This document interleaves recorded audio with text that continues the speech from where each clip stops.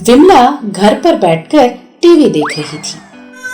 छी, इस सीरियल की सास को देखकर उसे मार डालने का मन कर रहा है। जब देखो अपनी बहू को सताती रहती है। ये सीरियल नहीं, समाचार देखती हूँ।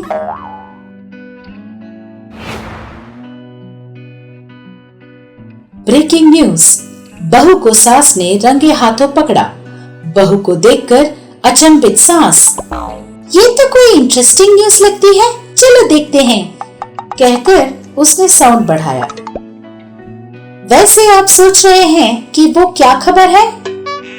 हाँ, वो ये है कि जब सास घर पर नहीं थी तो बहू ने सारा अचार खा लिया, जिसे देखकर सास दंग रह गई।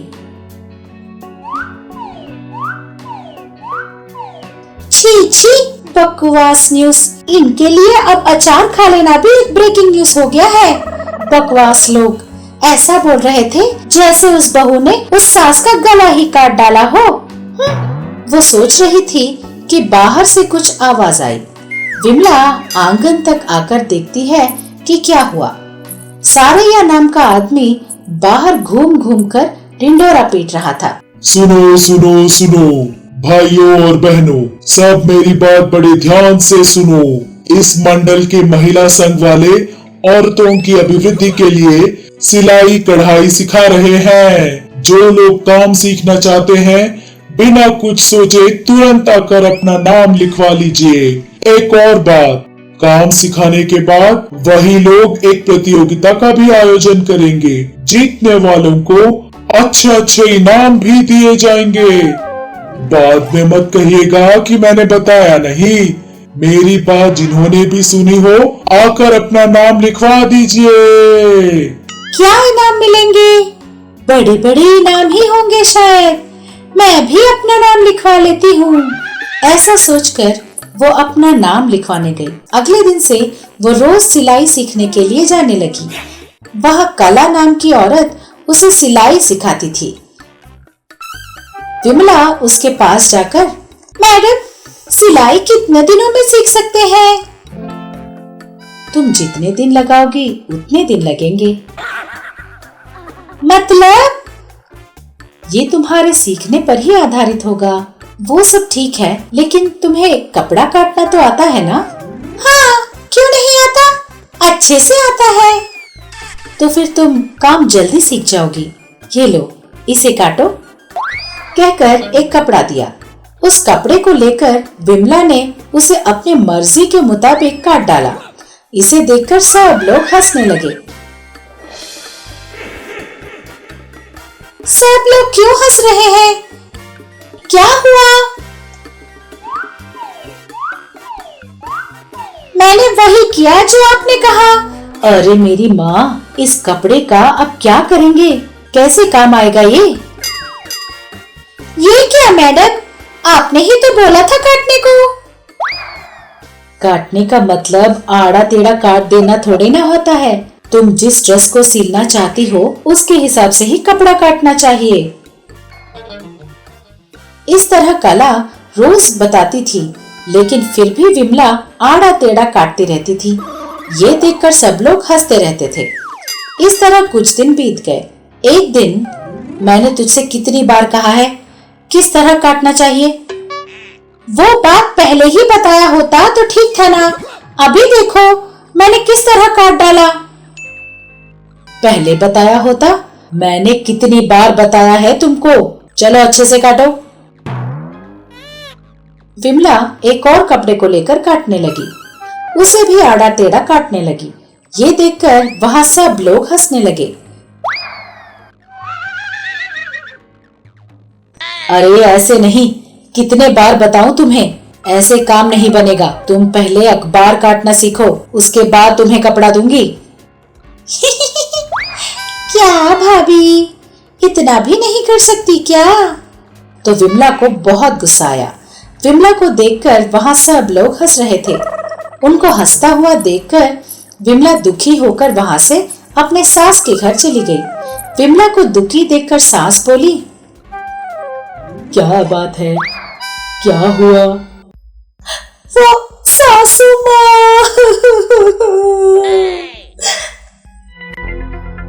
रोता देख, अरे क्या हुआ, क्यों रो रही हो?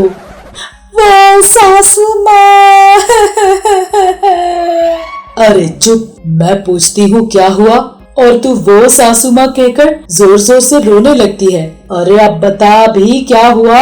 तो विमला ने सारी बात अपनी सास को बता दी। वो सब लोग मुझे देखकर हंस रहे थे, मेरी इज्जत तो मिट्टी में मिल गई, मैं अपना सर उठा नहीं पा रही हूँ सासू माँ। शर्म नहीं आती? कपड़ा काटना भी नहीं आता तुझे क्या? तुझे सिलाई करने की क्या जरूरत? चुपचाप घर पे बैठ जा। नहीं सासू माँ, मेरी इज्जत का क्या होगा? वो जोर जोर से रोने लगी। ठीक है, रोना बंद कर, मेरे पास एक मैजिकल कैंची है, वो तुझे देती हूँ, तू ले जाना। मैजिकल कैंची? तो वो क्या काटती है सासू माँ? सारे कपड़े अपने आप काट देती है क्या? मैं तुझे कपड़े काटने के लिए नहीं दे रही, तेरा रोना बंद करवाने के लिए दे रही हूँ। उस कैंची से तू जिस चीज को भी काटेगी वो सचमुच तेरे सामने आ जाएगा। मतलब अब अगर एक पेपर में सोने के चेन का फोटो देखूंगी और मैं उस आकार को काट दूं तो क्या चेन सचमुच आ जाएगा? हाँ, आ जाएगा। अच्छा, तो फिर ये सचमुच मैजिकल है, दीजिए ना मुझे सासू माँ। इसे ले जाकर क्या करेगी? वापस उन कपड़ों को काटने लगेगी।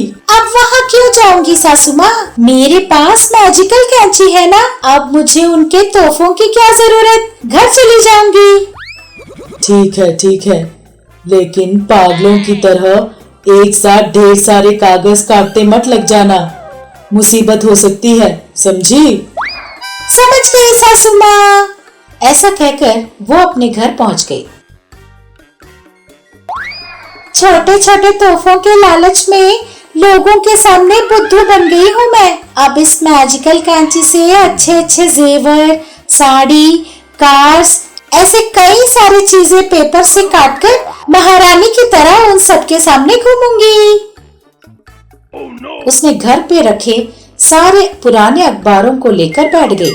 इन अखबारों में कोई काम की चीज जरूर मिल जाएगी, वो सोचते हुए अखबार घुमाने लगी कि उसे एक पेपर में एक छोटे से नेकलेस का फोटो दिखा। आहा, कितना सुंदर है ये, इसी से शुरुआत करनी चाहिए। उसने कैंची ली और उस नेकलेस के फोटो को काटना शुरू कर दिया। उस फोटो को काटना खत्म होते ही वो फोटो सचमुच एक नेकलेस में बदल गई। बस उसने एक के बाद एक फोटो को काटना शुरू कर दिया। इस तरह 1 घंटे में ही उसने पूरा घर जेवर और चीजों से भर डाला। अब पेपर भी खत्म हो गया था, बस एक ही न्यूज़पेपर बचा था। उस पेपर में विमला को एक हीरे की अंगूठी दिखी। अरे वाह, हीरे की अंगूठी, ये मेरे हाथ पे कितनी अच्छी लगेगी ना, जल्दी से काट देती हूँ। ऐसा सोचकर उसने हड़बड़ी से उस फोटो को काट कर रख दिया, लेकिन उस अंगूठी के पीछे एक और फोटो थी। उस फोटो में 5 सिरों वाला सांप था। उस फोटो को बगल में रखते ही उस फोटो से सचमुच का सांप प्रत्यक्ष हो गया। सांप, सांप, बचाओ, बचाओ! वो चिल्लाते हुए रास्ते पे आकर भागने लगी। विमला के पीछे ही वो सांप भी भाग रहा था।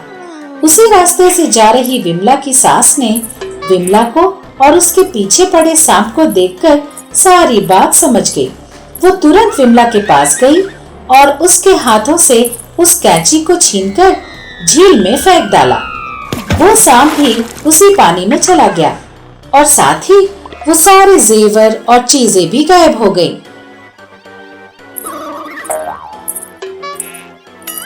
तुझे कभी भी अकल नहीं आएगी क्या? पता नहीं तू कब सुधरेगी। छी छी। उनके जाते ही कैंची गई तो गई, जान बच गई मेरी, वो सोचकर खुश होने लगी। दादा टीवी। इस तरह के कई और मनोरंजक और ज्ञानवर्धक कहानियों के लिए बने रहिए हमारे साथ।